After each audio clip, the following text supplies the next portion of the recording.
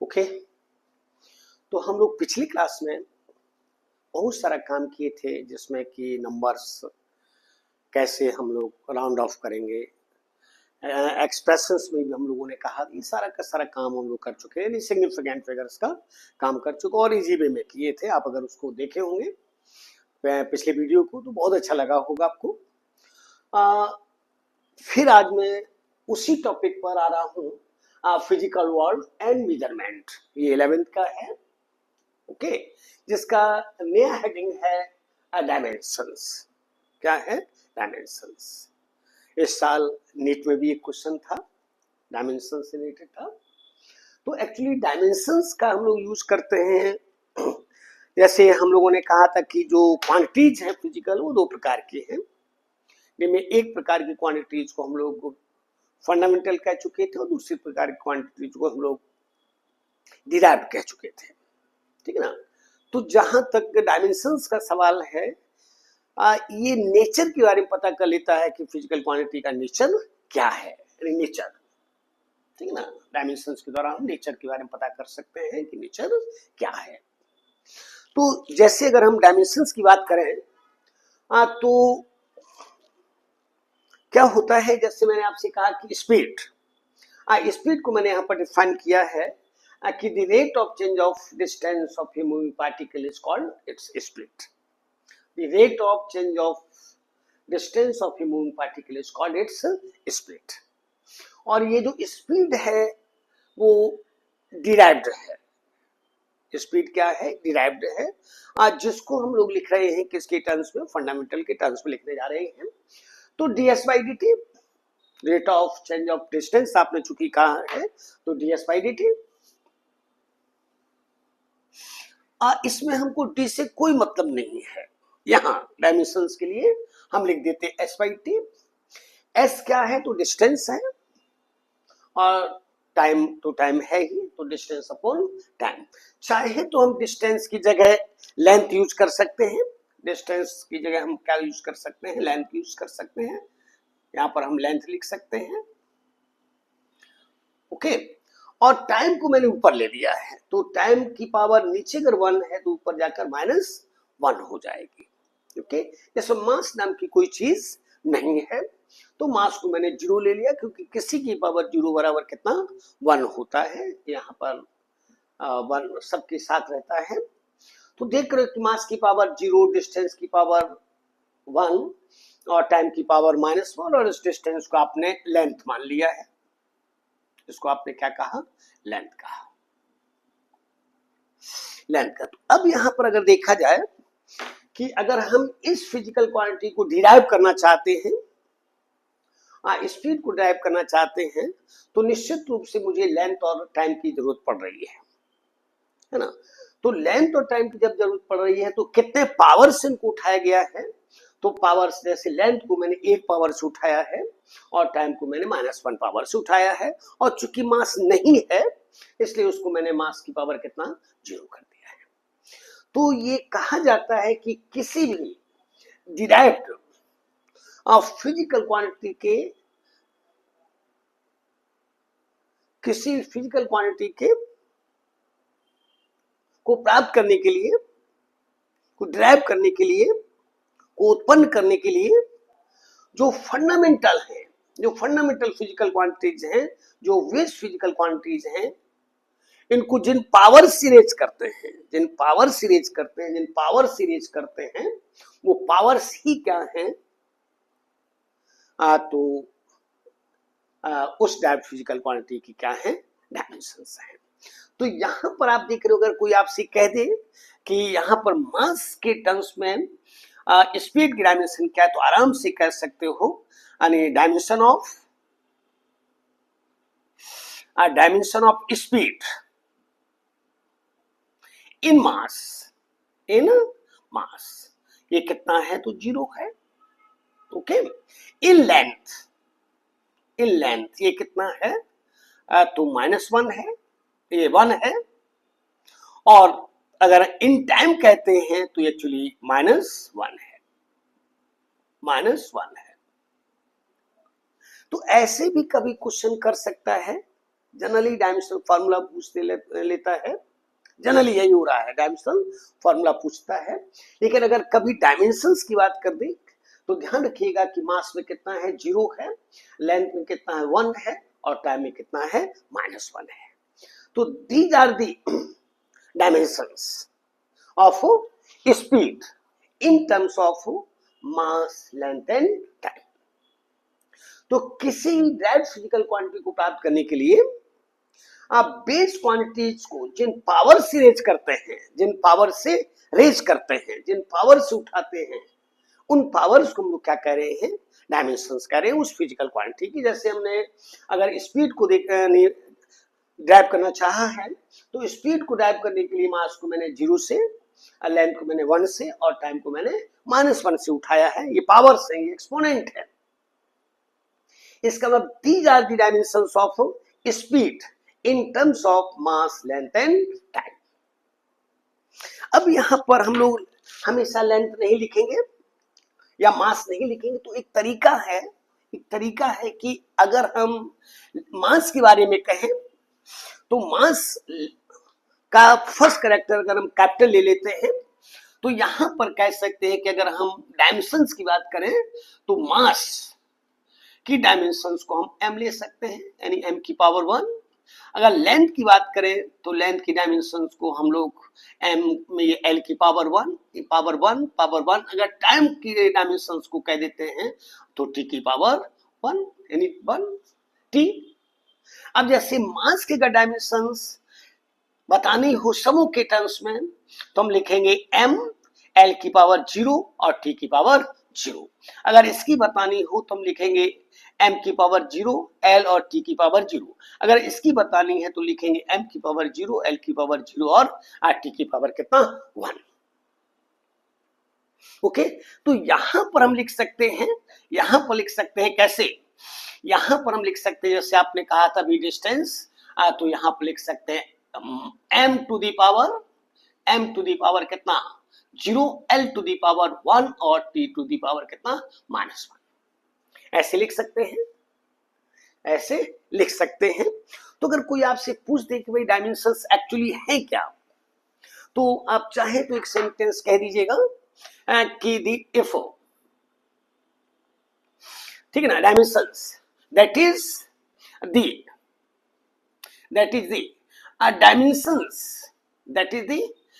dimensions of a derived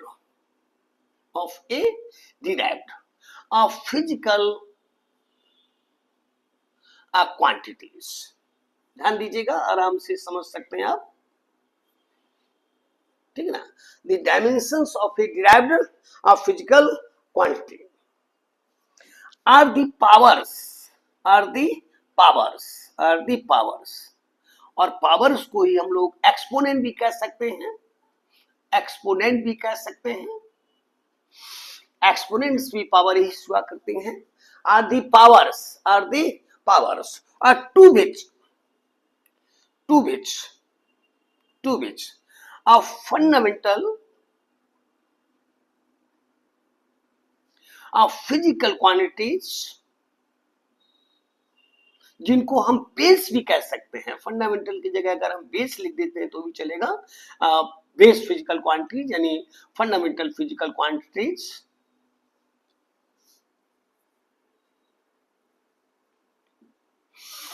ठीक है ना। The dimensions of a direct physical quantity are the powers to which fundamental physical quantities are raised. Raised का मतलब होता है उठाना। Are to express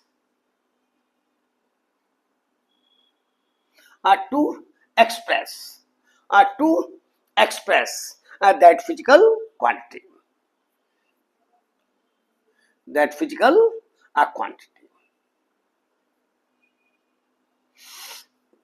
physical quantity, अब अगर कोई आपसे कह दे कि स्पीड के डायमेंशंस क्या हैं, तो स्पीड को प्राप्त करने के लिए जैसे फॉर एग्जांपल आप कह सकते हैं, अगर आपने स्पीड को प्राप्त किया है, for example the dimensions of the dimensions of speed, the dimensions of speed, the dimensions of speed, the dimensions of speed in mass, comma length and time are respectively, are respectively, are respectively, are respectively, respectively कितना 0, 0, 1 and minus 1 and minus 1.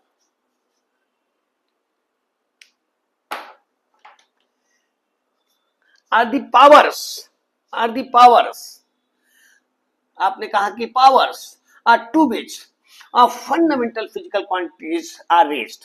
तो speed की डायमेंशन, speed को प्राप्त करने के लिए मास को आपने 0 से उठाया है, लेंथ को आपने 1 से उठाया, टाइम को आपने -1 से उठाया. तो these are the dimensions of speed in terms of mass, length and time. Mass, length and time. Mass, length and time. Mass, length and time. Okay okay, फिर एक बार देख लीजिए. The dimensions of derived physical quantity are the powers to which base physical quantities are raised to express that physical quantity. That physical quantity means that derived physical quantity. जैसे for example, the dimensions of speed in mass, length and time are respectively. Okay तो कुछ नहीं रहा, आसानी से आप समझ सकते हैं. अब जनरली आपसे ये फार्मूला कहता है, ये फार्मूला पूछता है, तो डायमेंशनल फार्मूला कहना चाहें तो कह दीजिए. Dimensional formula,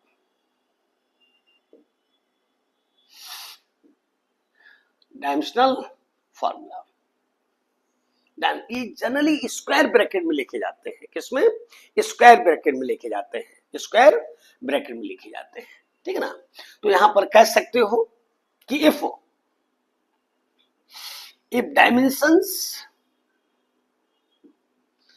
dimensions of a physical quantity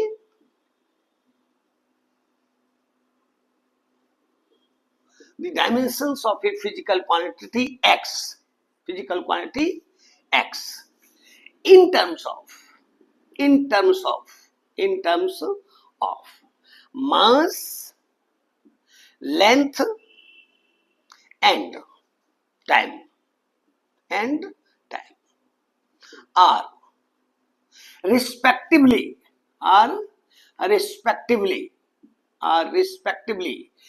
a comma b and c. ध्यान दीजिएगा, a comma b and c, a comma b and c. ये डायमेंशंस हैं किसके? x की डायमेंशंस है किसके टर्म्स में? इन terms of mass, in terms of mass, in terms of length, in terms of time. A, B, C. Okay. Then a dimensional formula,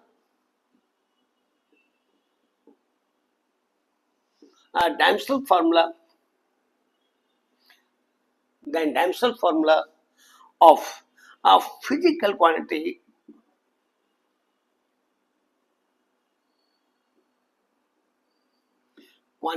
x can be written as, ध्यान दीजिएगा, square bracket m to the power a, l to the power b और t to the power c. Here this is square bracket है, ये square bracket है, square bracket है, ये square bracket है. आप ऐसे भी लिख सकते हैं, कभी कभी इस तरह से कह देता है m to the power a, l to the power b और t to the power c. ऐसे भी एक आध बार नीट ने किया है, तो ध्यान रखिएगा, ऐसे भी हम लिख सकते हैं. चूंकि ये डायमेंशनल फॉर्मूला मास का हो जाएगा, ये लेंथ का हो जाएगा और ये टाइम का हो जाएगा। एबीसी को हम 111 मान लें तो ध्यान दीजिए कुछ रहा नहीं, आसानी से आप समझ सकते हैं, देख सकते हैं।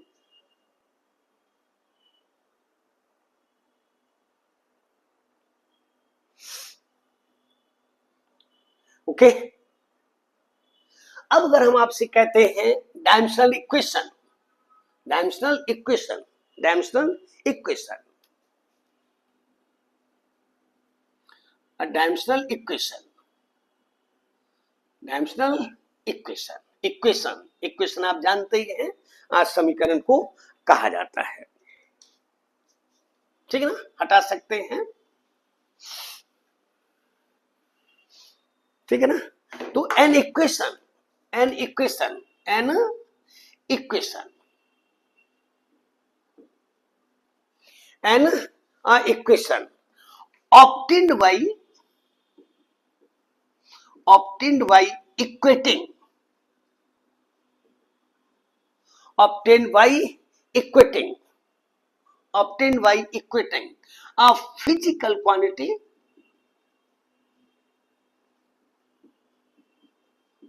a physical quantity with its dimensions, with its dimensional formula, with its dimensional formula,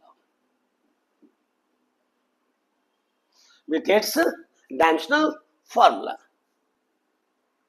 okay, जैसे फॉर एग्जाम्पल अभी आपने जो कहा था उसी को कह दीजिए, the dimensional equation, the dimensional equation, the dimensional equation, the dimensional equation of a physical quantity x, a physical quantity x, quantity x is as, ध्यान दीजिएगा यहां सबसे पहले लिखेंगे x, ये बराबर हो जाए किसके, m to the power a, l to the power b और t to the power c। इसको केवल हम डायमेंशनल फॉर्मूला कहेंगे और अगर हम इसको फिजिकल क्वांटिटी के साथ इक्वेट कर देते हैं तो उसको हम डायमेंशनल इक्वेशन कहेंगे, डायमेंशनल इक्वेशन कहेंगे। जैसे अभी थोड़ी देर पहले आपने स्पीड कहा है, तो अगर कोई आपसे कह दे तो आसानी से लिख सकते हो कि डायमेंशनल इक्वेशन,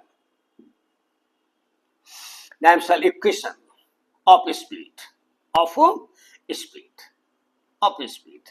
आसानी से कह सकते हो कि यहां स्पीड लिखोगे, आप संकेत के रूप में भी लिख सकते हैं जो कि बराबर हो जाएगा m0 l t माइनस 1। ये स्पीड का डायमेंशनल इक्वेशन है और अगर हम इसको स्पीड के बराबर कह दें तो डायमेंशनल, ये स्पीड का डायमेंशनल फॉर्मूला है तो हम इसको डायमेंशनल इक्वेशन कह सकते हैं। तो कुछ रहा नहीं, आसानी से कह सकते हो, कुछ है नहीं।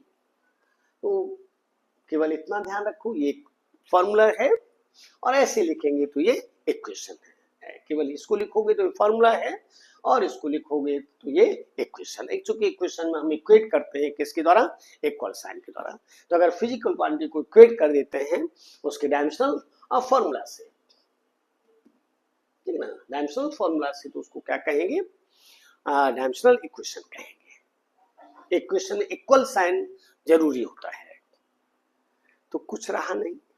अब अगर हम आपसे कुछ क्वांटिटीज के बारे में कह दें कि उनके डायमेंशनल फॉर्मूला क्या होंगे, आसानी से कह सकते हो। तो यहां कह सकते हो dimensional formula,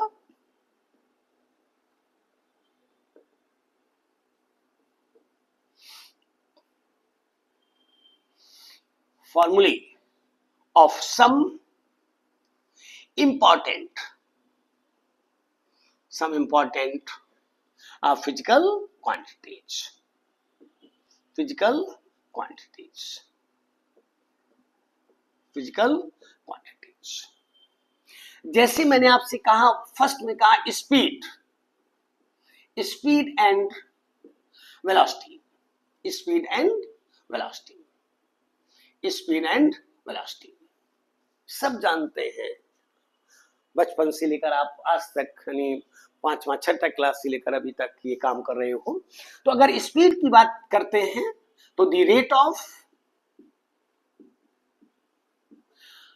of change of a distance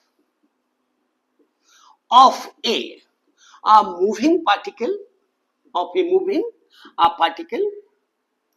is called its speed. Is called its speed. Okay, that is speed v equal to ds by dt, जिसको हम एस बाई टी भी लिख सकते हैं और यहां कह सकते हैं v equal to S by T. और the rate of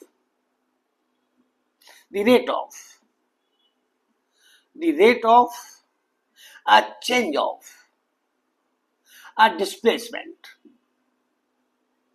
the rate of change of a displacement of a moving particle is called its velocity. It's called its velocity. That is velocity v equal to हो जाएगा ds by dt। और यहां arrow से मुझे कोई मतलब नहीं है, वेक्टर है लेकिन हमको एरो से कोई मतलब नहीं है। तो और यहां कह सकते हैं एस बाई टी, यानी v equal to S by T, v equal to S by T. और इस काम को अभी थोड़ी देर के हम लोग पहले कर चुके हैं। तो आसानी से कह सकते हो कि डायमेंशनल फॉर्मूला दोनों का एक है। डायमेंशनल फॉर्मूला हो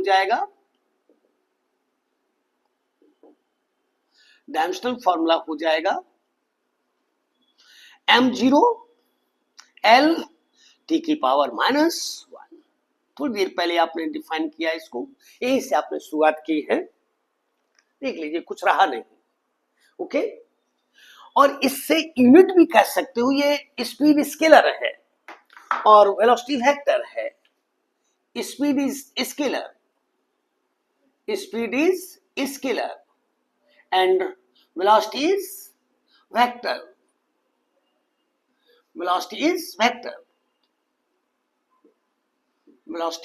वेक्टर। बस इतना अंतर है, लेकिन डायमेंशन दोनों एक है। अगर कोई आपसे यूनिट्स कह दे तो आसानी से कह सकते हो मीटर पर सेकेंड दोनों के एक है, मीटर पर सेकेंड या ग्राम सेंटीमीटर पर सेकेंड। तो इनसीजीएस जो आप नहीं यूज करते हैं लोग, तो सेंटीमीटर पर सेकेंड इन एसआई मीटर पर सेकेंड, इन एसआई मीटर पर second.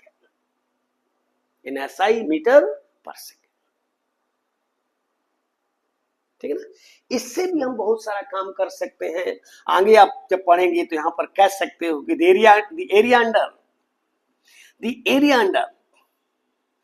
area under velocity a time graph with sign gives velocity, gives displacement,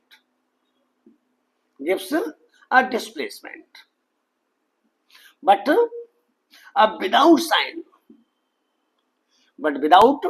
sign gives a distance.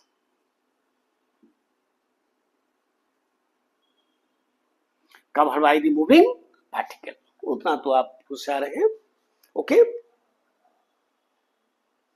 तो कुछ रहा नहीं, आसानी से आपने कह दिया। अब अगर हम आगे बढ़ जाए और आपसे कह दें कि लीनियर मोमेंटम, सेकंड में अगर आपसे कह देते लीनियर मोमेंटम बचपन से लेकर यानी 10th 9th क्लास से लेकर देख रहे हो, 8वीं क्लास से लेकर देख रहे हो, जैसे कोई पार्टिकल m मास का है और ये v वेलोसिटी से स्ट्रेट पाथ पर जा रहा है, ये स्ट्रेट पाथ पर जा रहा है, स्ट्रेट लाइन पर जा रहा है, ओके। तो मास और वेलोसिटी के प्रोडक्ट को क्या कहेंगे? लीनियर मोमेंटम कहेंगे। The product of mass, the product of mass and velocity v of a moving particle is called its linear momentum। चूंकि linear velocity है, ये linear velocity is called its linear momentum। That is linear momentum बराबर हो जाएगा P बराबर हो जाएगा mass into velocity. यहां भी मुझे मास से कोई मतलब, ये यहां भी हमको एरो से कोई मतलब नहीं है, एरो से कोई मतलब नहीं है, आप आसानी से कह सकते हो। और यहां कह सकते हो P equal to m into V. m हम जानते हैं और भी अभी आपने निकाल लिया है L RT inverse, L RT inverse, L T inverse, ये लीनियर मोमेंटम हो गया L T इनवर्स यानी M L T इनवर्स। यानी dimensions of linear momentum in terms of mass, length and time are respectively 1 1 and minus 1, 1 1 and minus 1, 1 1 and minus 1। तो ये linear momentum है। कोई particle अगर भी वेलोसिटी से चल रहा है स्ट्रेट पाथ पर, तो मास और वेलोसिटी के प्रोडक्ट को क्या कहेंगे? लीनियर मोमेंटम कहेंगे, m इंटू v कहेंगे। ठीक ना, कहीं कुछ रहा नहीं, आसानी से आप समझ सकते हैं। तो कोई कह दे कि डायमेंशनल फार्मूला इसका क्या होगा, आसानी से लिख सकते हो, डायमेंशनल फार्मूला लिख सकते हो, डायमेंशनल फार्मूला लिख सकते हो, ये हो जाएगा m l r t inverse. अगर कोई डायमेंशंस कह दे, ध्यान रखिएगा, कभी कभी अगर हो सकता है कि अगले साल नीट कर दे, हो सकता है कर दे, that is the dimensions of a linear momentum in terms of जो बेस क्वांटिटीज हैं, in terms of mass, length and time are respectively 1,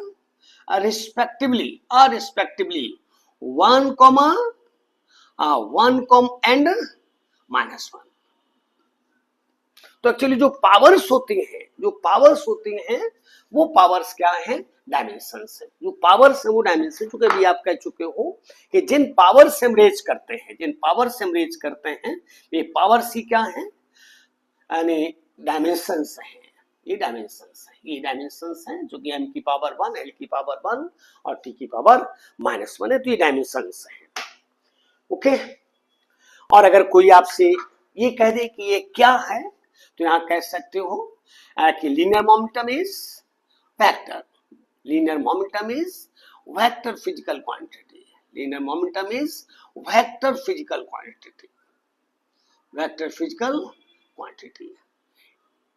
इससे इस चैप्टर से कोई मतलब नहीं है, लेकिन फिर भी लिख देते हैं। और अगर कोई यूनिट्स अगर कह दे तो इन CGS ग्राम सेंटीमीटर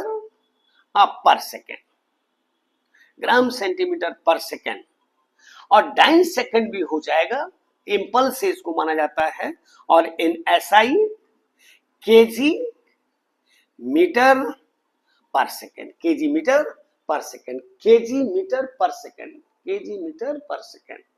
यानी केजी मीटर और सेकंड का इनवर्स 1 है।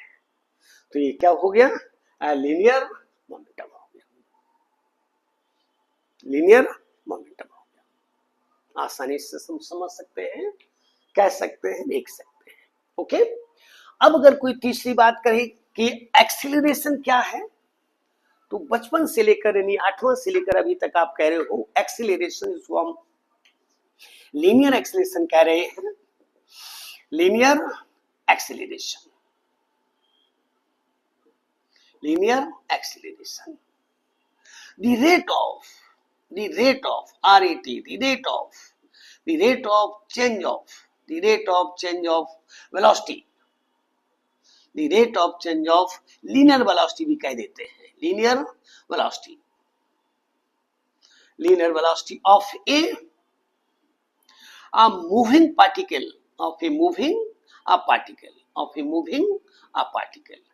is called its acceleration, that is acceleration, a बराबर हो जाएगा dv बाई dt के, dv बाई dt। यहां भी मुझे एरो से कोई मतलब नहीं है, और a बराबर हो जाएगा v बाई टी के। अभी थोड़ी देर के पहले आप कह चुके हो कि v क्या है, तो l T inverse by T, ये हो जाएगा, ये ऊपर जाएगा, तो l टी की पावर -2 हो जाएगा, -2 हो जाएगा, -2 हो जाएगा। देखिए कितना इजी है। तो इसके से इसका मतलब है कि आपको डेफिनेशंस याद होनी चाहिए, डेफिनेशंस याद होनी चाहिए। मास भी इसमें लगा सकते हैं, तो m की पावर 0 हो जाएगा, तो 1 और -2 जो है ये क्या है, तो डायमेंशंस है। और अगर m0 LT इनवर्स 2 कर देंगे तो ये एक्सीलरेशन का डायमेंशनल फॉर्मूला है।